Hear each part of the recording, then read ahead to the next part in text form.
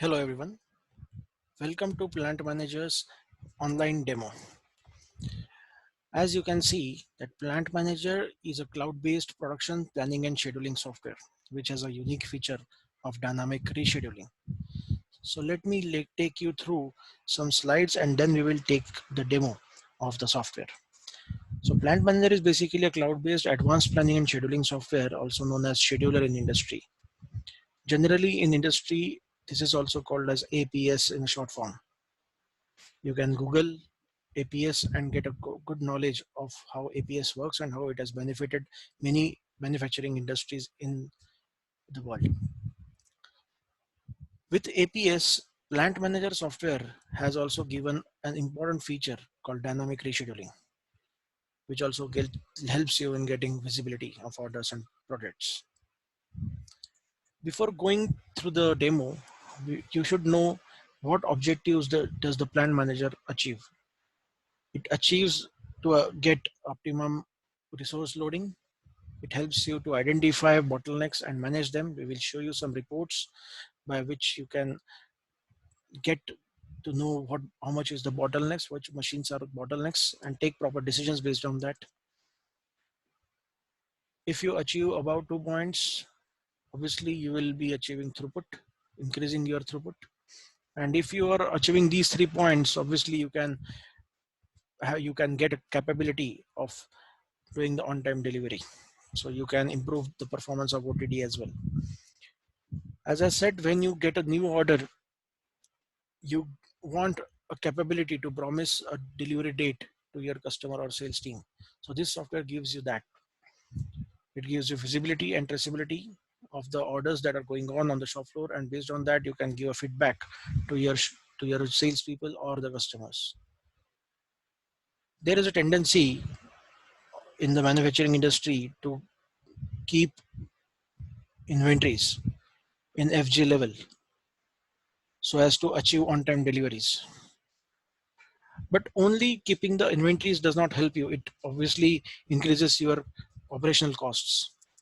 But achieving about 3 points, first 3 points like optimize resource loading, identify bottlenecks and managing, and increasing the throughput. These 3 points can also help you in achieving your on-time delivery. So every manufacturing industry, all the professionals should work on these 3 points as well. I understand almost all of us are dedicated towards these 3 points, but there are different systems which can help you to achieve these 3 points, and hence you achieve the objectives. Plant Manager as a software gives you a power to take decisions based on the features that we have.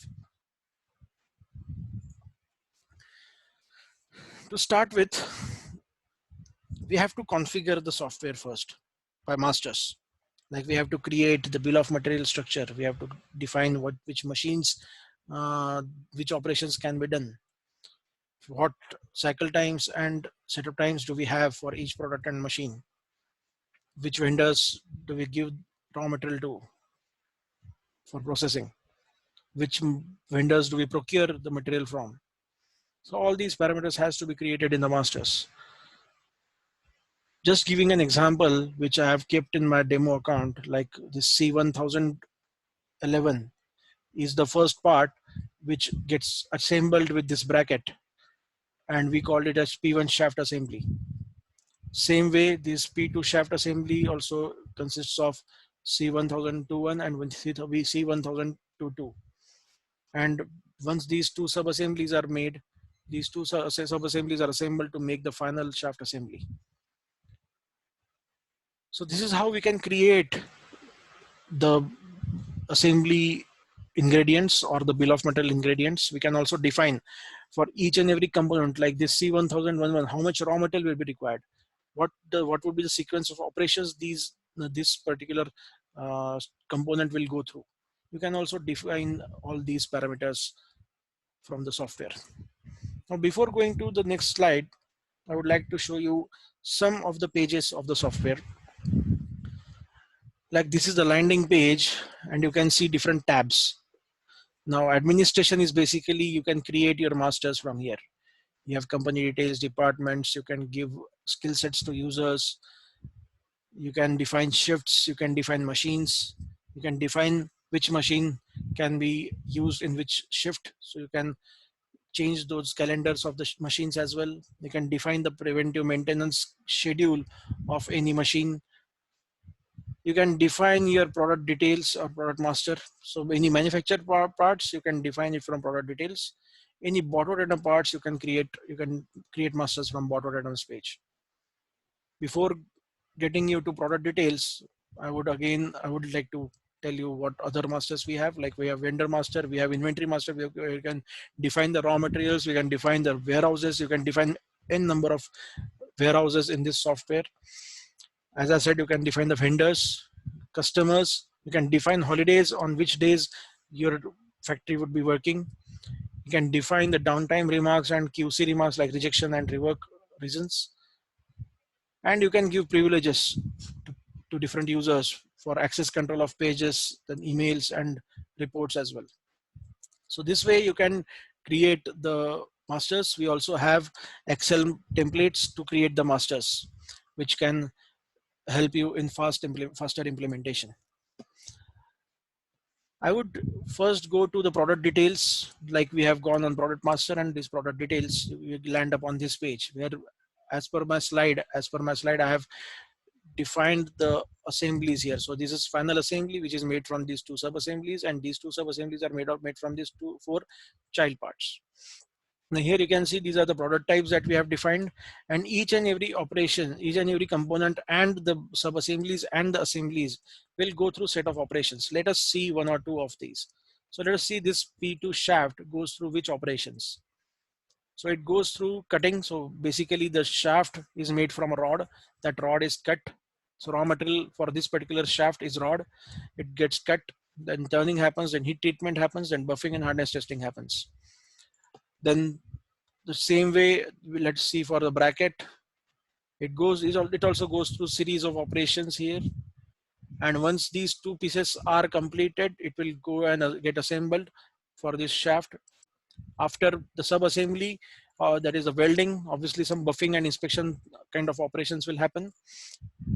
Again, same way on this particular assembly as well, some operations would happen.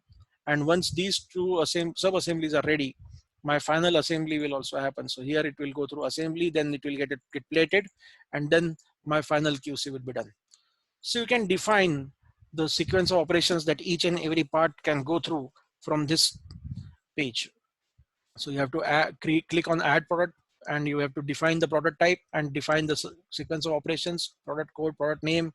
You can define the sequence of operations. As I said, you want each operation to go through QC, I mean the QC process or not, you can also define that.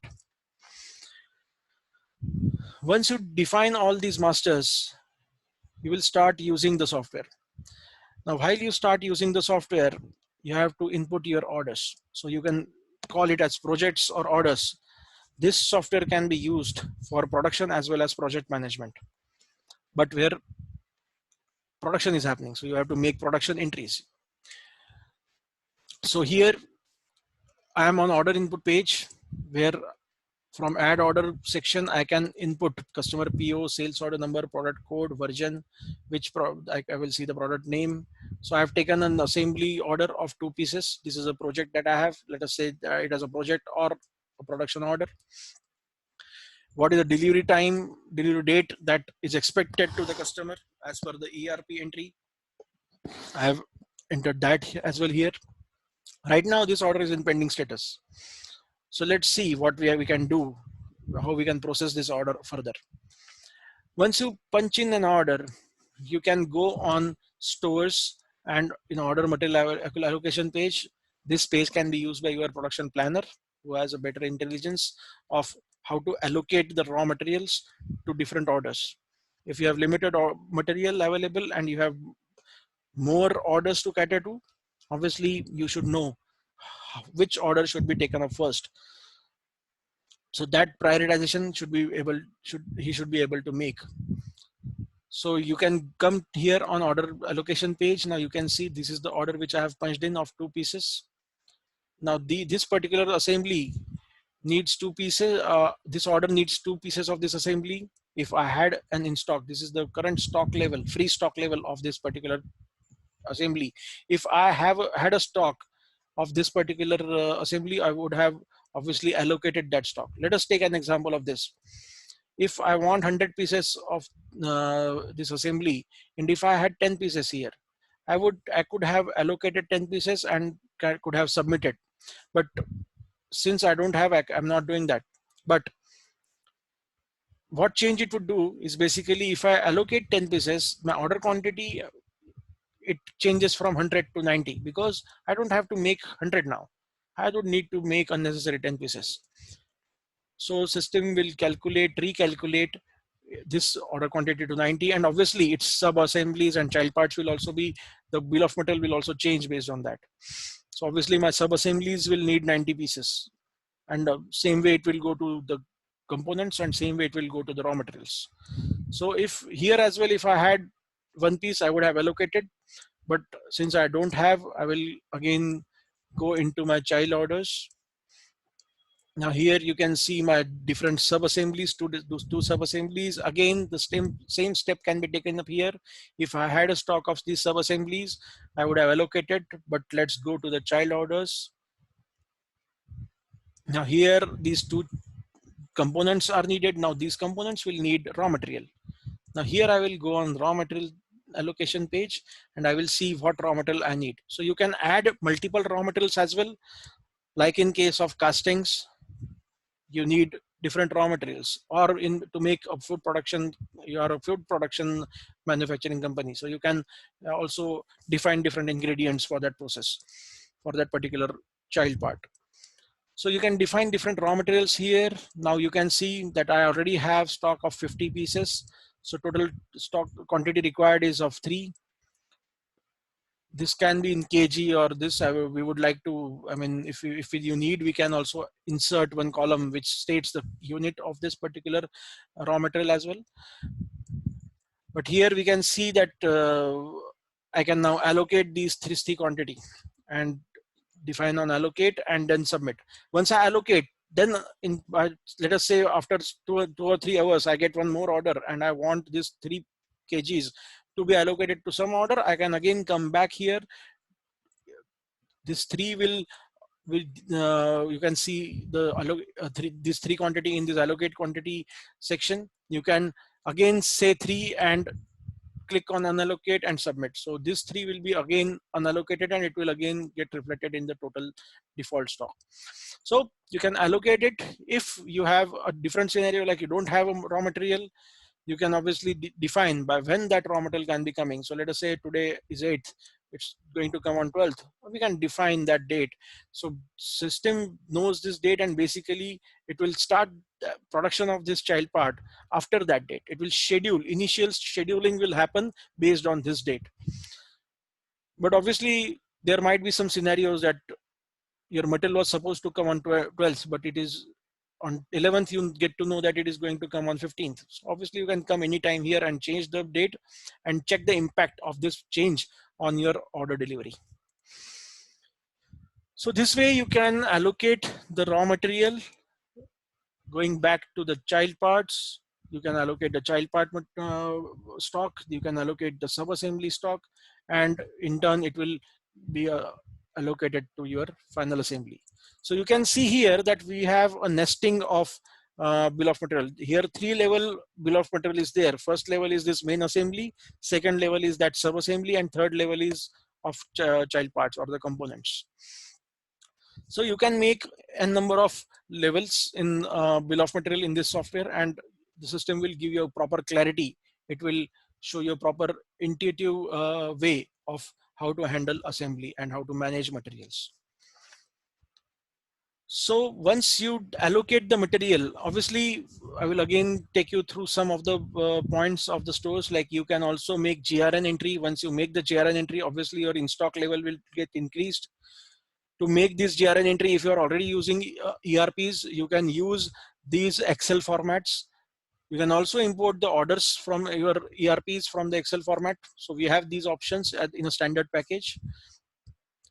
So you can do the GRN of raw material. You can do the GRN of any product as well. So product in case of this basically means that you can make a GRN of component as well. So component also consists of manufacturing items and bought items. So you can make a GRN of bought items from here. Once you do allocation, this allocated quantity can be issued to the shop floor from this page. You can select one GRN. I have two vendors. From one I'm taking it from at 100 rupees, and from another vendor I'm taking it at 120 rupees. I want this order to be a cost effective and I want more profit from this order. So I would definitely allocate the material taken from the vendor, which costed like 100 rupees, not 120 rupees. So we can select these GRNs and do the issue based on that. You can get after 6 months time or 1 year time, you can always get the traceability report of which job card was allocated, which GRN number was allocated to which job card, to just check out your traceability. You can also check the stock status. Once the order is completed, you can dispatch from this page. Any vendor operation is there, like heat treatment, you are outsourcing that operation to the vendor. You can send and receive that material from here. This system will not generate the invoice number. It can be generated from your ERPs or your current accounting softwares. And a form is there where you can define that invoice number or challan number. And based on that, system will also give you reports. You can also transfer the stock from one warehouse to other warehouse with this software. So these are the features in the stores panel. Now, once you do the allocation and you do the issue to the shop floor, obviously this is the material allocation that you have done. Based on that, you will get a gap analysis. Now we call it as indent report. So basically the system will give you how much raw material has to be procured, how much is the gap. So you can see, like, let us take the third example, like rod for P111. This is basically a raw material which as per the bill of material and the orders that I have in my existing software, I need 310.5 kgs of raw material. I have already allocated to 42.5 kgs raw material. So, and the stock with me is 50. As of now, this is the scenario. But 18 is the gap which I need to give to different orders, which I need to allocate to different orders. So your purchase team can take this particular report in Excel, add a buffer based on their MOQs, and raise the POs based on this. So this is basically an output of our material requirement planning page, like material allocation page. So now if you want to see which order need the breakup basically of this 310.5, you can go to this order wise pending for allocation report. So we have these reports which can help you in taking different decisions. Once you do the proper allocation of raw material, parallelly let us consider that this allocation is done by a stores person or a planner who is doing the material requirement planning. There is another planner who is doing the production planning. So he can also he can come on this page, like on planning section on pending orders page, and he can do the machine selection. Now against this particular job card, the system has created different child orders as well. So to make that one assembly, system has to make these 4 components as well as these 2 sub-assemblies. So system has created this 6 plus the final assembly as the 7th job card. So against this one order, you can see 7 different job cards, and every job card is linked to each other. As we said, that 2 components will make an sub-assembly. So sub-assembly operation will not start. Sub-assembly production will not start unless and until we receive the 2 child parts, obviously. So this dependency is there in the software. So based on this, now you have to go to machines, and in machines you have to define that which machine, which operation can go. So basically you have to define capabilities and capacities of your machines and the vendors. So let us consider that this is the order, and this is the assembly operation. I have 2 workstations for assembly, but if I can do this assembly of this particular product on both the assemblies, if both the assembly lines have the capability of doing that assembly operation of this product, obviously I will select both and say use first available operation only. If only station 1 has that capability, I will not select this. This can be more applicable towards turning or milling operation, where I have a table size, if I have a machine which has table size of 400 by 400, and there are two products with me. One is of 200 by 200 and one is of 600 by 600. So obviously I cannot process the part which is of 600 by 600 dimensions on that machine of 400 by 400. So obviously I will not select that machine for the operation of that particular product. So same way you can take a decision basically of the capability of the machines to do this operation for this product from this page. This is a one-time activity. For one first time in the lifetime of any product, you have to define, you have to select these machines. Suppose if the order of this product comes after 2-3 months or 6 months down the line, and if you have already selected or processed this order, the system has these machine selections, these cycle times and the setup times in its memory, and it shows you here itself, and you can, if you have to change anything, you can directly change it and then plan it. So it has all these things in the memory. When it comes to the vendor operation, let us consider this plating is a vendor operation. If you want to give part quantity or whole quantity, you can define that. Let us give a whole quantity there. Which vendor, it comes from your vendor master. You can define how much quantity you want to give, and then you can define, let us say it takes 12 hours to paint it, and that's it.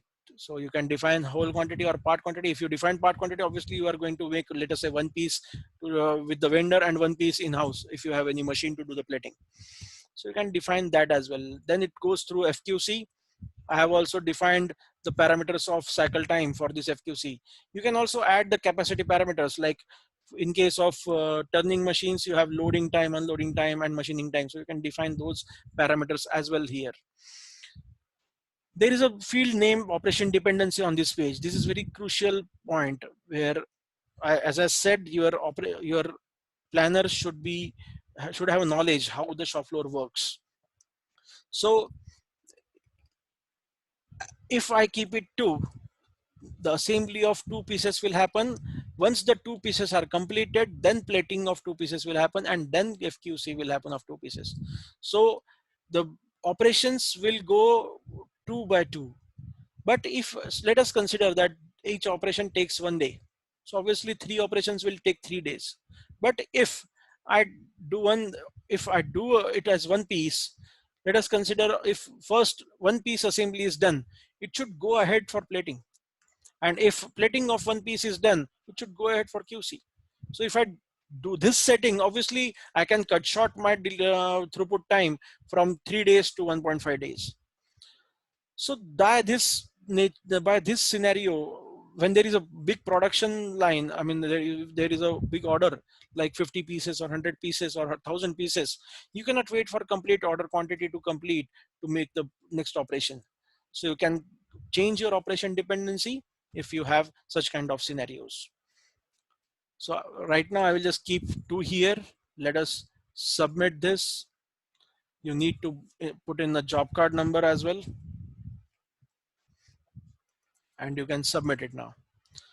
So to take a quick recap, you have to input your order. Once you input your order, you have to allocate your material. Once you allocate, you can check the gaps of the raw materials which are needed to be procured.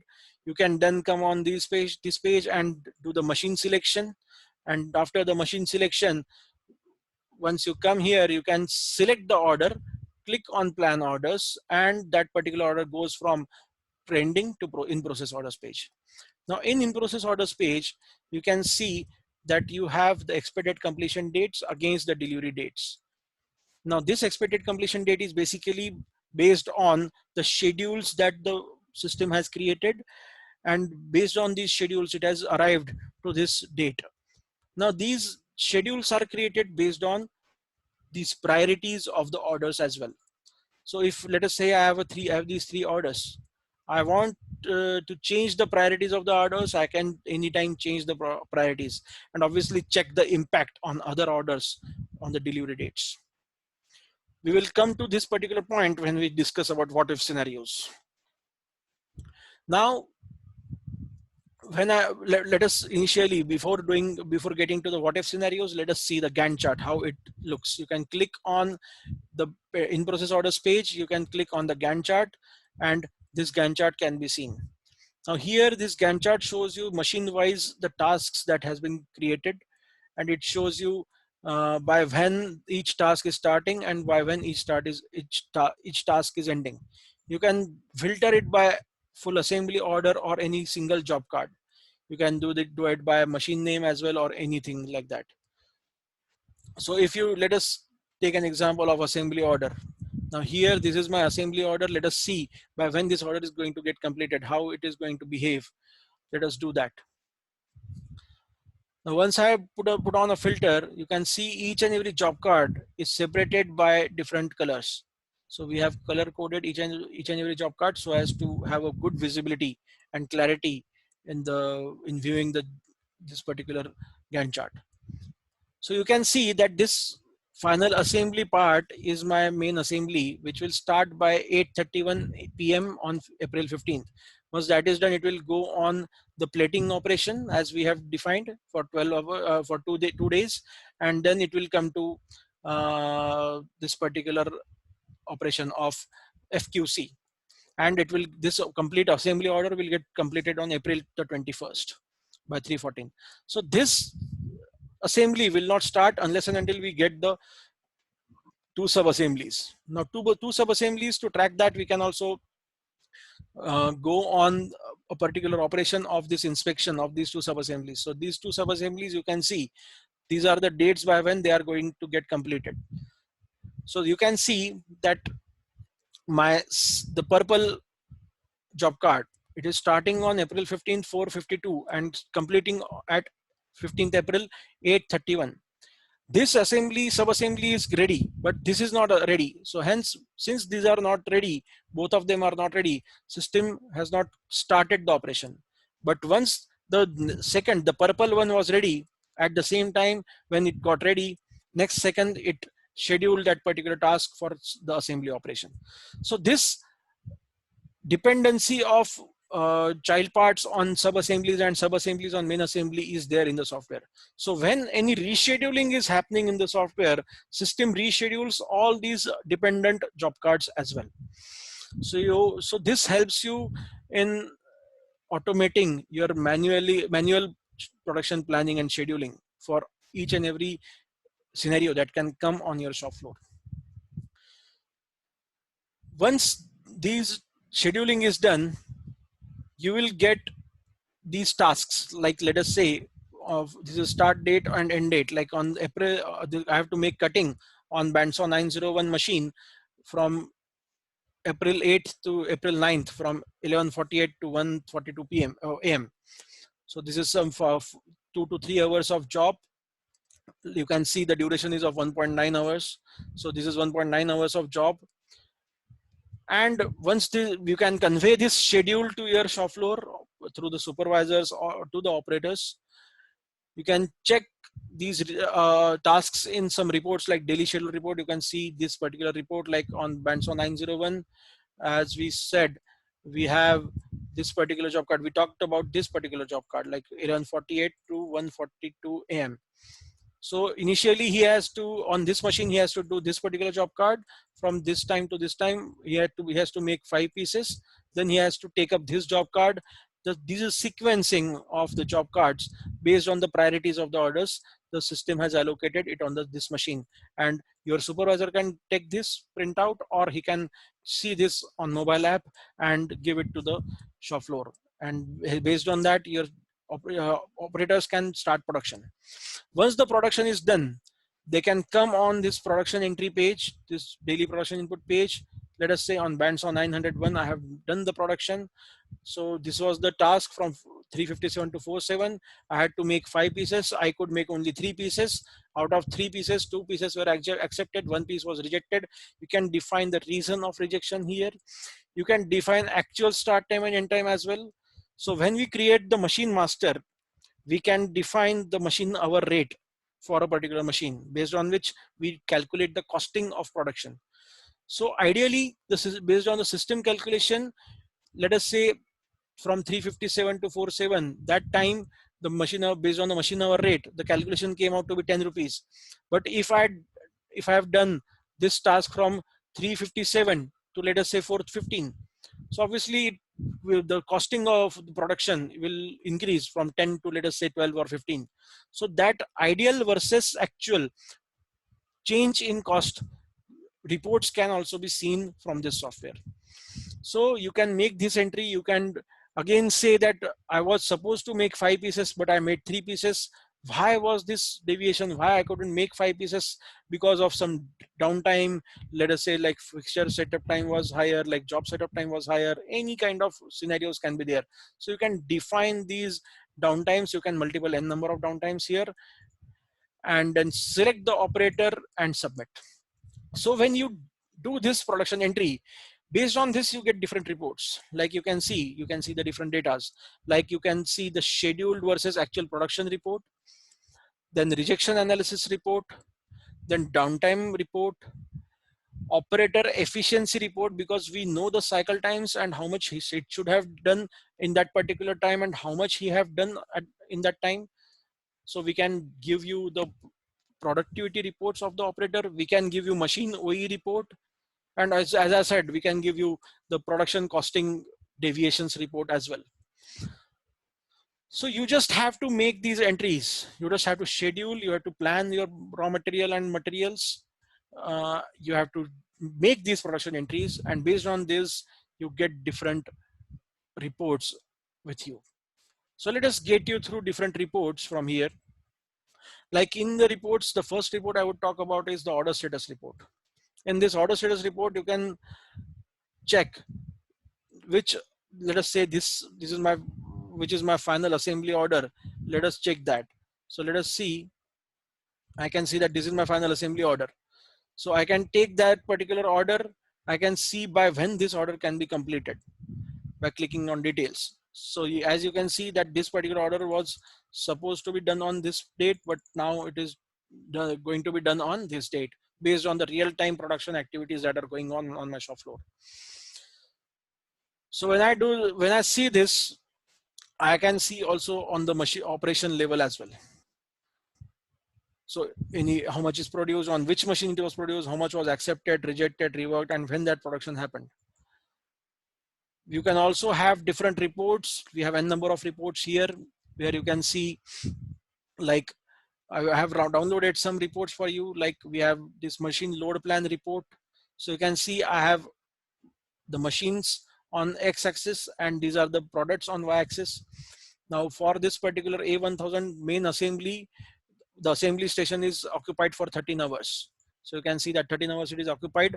My total available hours as per the shift days and working days and shift timings, my total working available hours were 219. Out of 219, 13 were occupied. So only 6% was occupied in the period of 23rd to 4th of April, 2nd of April. So you can check that report as well, and based on this, if you can set up, if it is below 95%, that is fine. But if it goes above 95%, yes, that is a bottleneck for me. So when I said in objective slide that we can identify the bottlenecks, you can identify the bottlenecks from this particular report.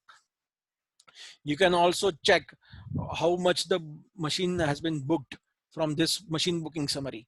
Like on x-axis, these are the dates, and y-axis we have machines. So this green means it is completely booked for that particular day. This red means it is completely idle for that day. This 0.67 is basically 0.67 hours. It was idle on that particular date of 3rd of April, let us say. This yellow line is basically it was a holiday on that date. So obviously that it will not be taken into consideration. So this way the system calculates and gives you the booking summary and the machine load plan report.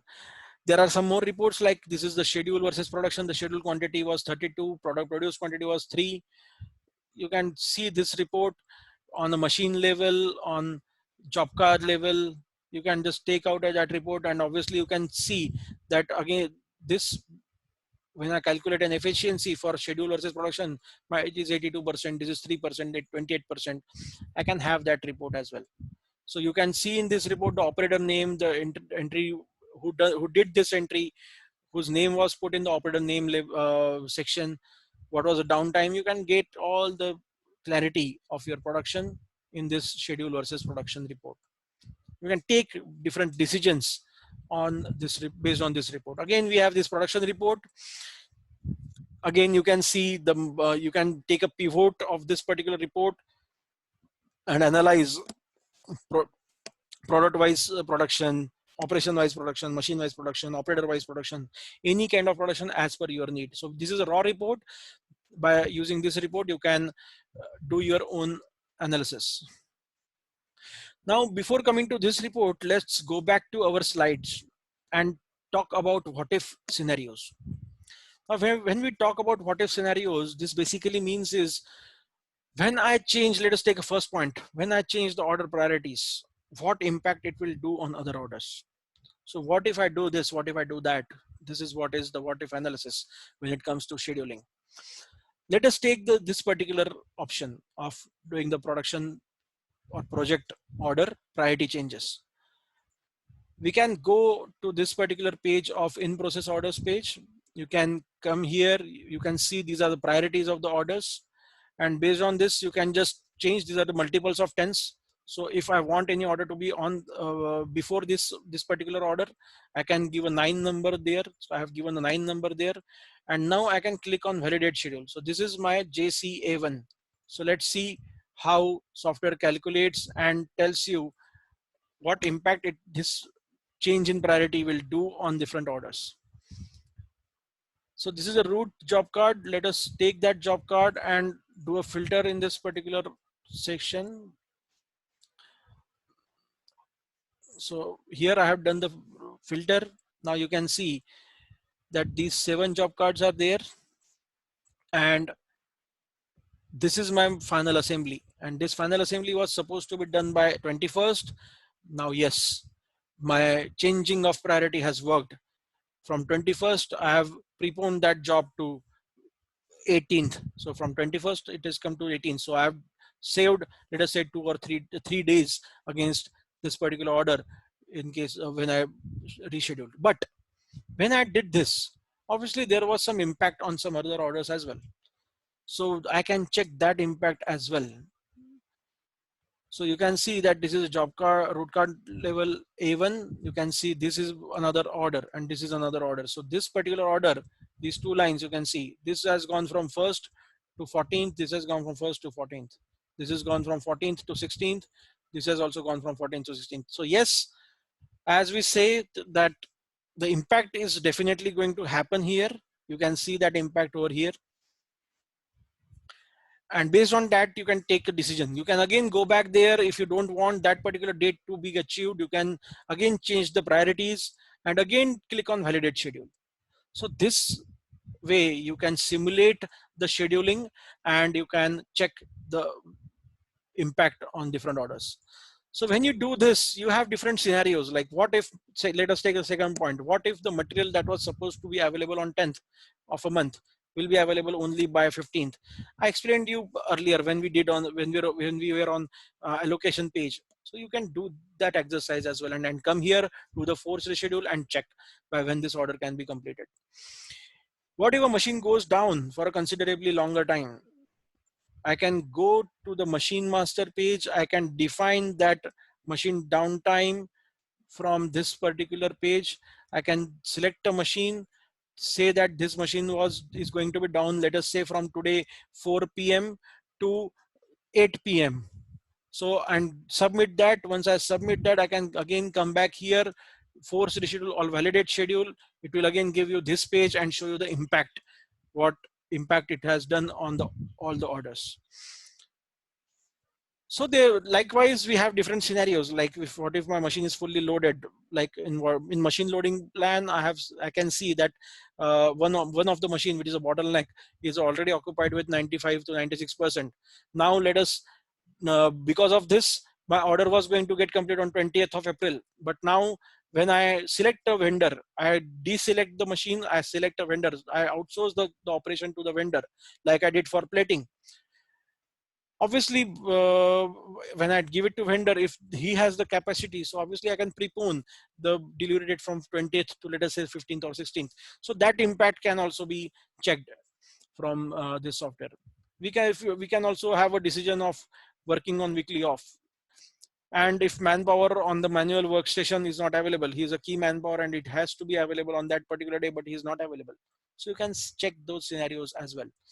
If any rejection happens, you can make the production entry. While making the production entry, I was very candid that yes, okay, we made this entry, but when I reject this particular piece, let us say this is a component, that is a good part. But if it was an assembly, if I reject an assembly, obviously I have to remake its child parts and its sub assemblies as well. So when you do that particular entry, you will see a particular table down below this production entry page. You can take that order into planning again. Obviously it will be again be assigned. You have to be assign raw material there, you have to assign machines there, and you can take that particular order ahead and again allocate it back to this particular order and then dispatch. So all these parameters are taken care of in the scheduling when it comes to in plant manager. So just to take a brief look of how this software works, let us take a brief look of the system flow. So you have to input the replenishment orders and the sales orders into plant manager software. You have to give different constraints. When I'm talking about the constraints are basically like the shifts, the days of work, the material availability, machine maintenance schedules, like if we have preventive maintenance or anything like that. If you have also the component availability for assembly operation is also a constraint. So all these constraints you can define the machine capabilities, capacities. Scrap parts means basically the rejected parts. The stock levels has to be updated and the bomb composition and routings has to be given. If you give these all parameters and if you exercise this particular thing, you will get optimized machine loading, realistic delivery dates, and many MIS reports, as I have already shown you. So this is how the plant manager software works. I have explained you each and every feature in detail. If you have any queries, you can obviously call me. My name is Harshad Deshpande, or you can ask the questions to Mr. Neeraj Vanikar and Mr. Mihir Benkar. The numbers and email IDs are given below. We say that we help you in optimizing your production planning and scheduling. We say that we can help you improve your productivity.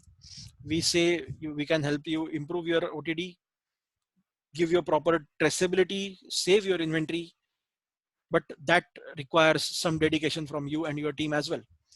So yes, regarding implementation, we say that based on our experience, the implementation can take about 2 months. This 2 months is basically for you to get to know the system pages and the features, get trained about the software, and creating the masters parallelly. Since this is a specific software which dedicates itself to the production planning and not the ERPs, this software can be used as a complementary solution with the ERPs. It is not a competitor for ERP.